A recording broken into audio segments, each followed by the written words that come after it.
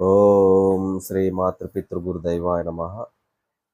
ఈరోజు నరసింహ శతకములో ఒక పద్యము తాత్పర్యంతో సహా, అలాగే మన ఛానల్ను సబ్స్క్రైబ్ చేసుకొని ముందుకు నడిపించవలసిందిగా మనసారా కోరుకుంటూ మీ ఆత్మబంధు. మన ఛానల్ ప్రతి ఒక్కరికి ఒక లైక్ ఇవ్వగలరని కోరుకుంటూ మీ రామకృష్ణ. ఇప్పుడు పద్యంలోకి వెళ్ళిపోదాం. నరసింహ నరసింహ నీ దివ్య నామ మంత్రము చేత దురిత జాలములెల్లదోలవచ్చు. నరసింహ నీ దివ్య నామ మంత్రము చేత బలవైన రోగముల్ బాపవచ్చు. నరసింహ నీ దివ్య నామ మంత్రము చేత రీపు సంగముల సంహరింపవచ్చు. నరసింహ నీ దివ్య నామ మంత్రము చేత దండహస్తుని బట్ల ధర్మవచ్చు.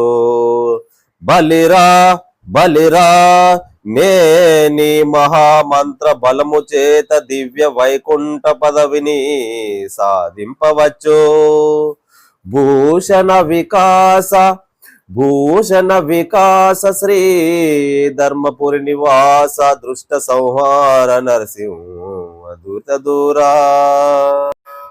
అలాగే తాత్పర్యము.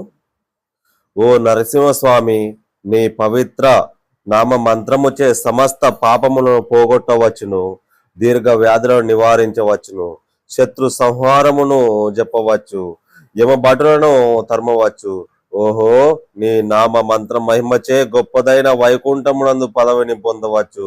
ఆహా, ఏమని చెప్పుదును, నీ మహా మంత్రముచే మహిమచే సాధింపలేని కార్యములు లేదు స్వామి. జై సద్గురు. అలాగే మన ఛానల్ను సబ్స్క్రైబ్ చేసుకొని ముందుకు నడిపించవలసిందిగా మనసారా కోరుకుంటూ మీ ఆత్మబంధు. జై సద్గురు ప్రభు మహారాజ్కి జై. ఇలాంటి పద్యములు మరెన్నో మీ ముందుకు వినిపిస్తానని మనసారా కోరుకుంటూ మీ ఆత్మబంధువు.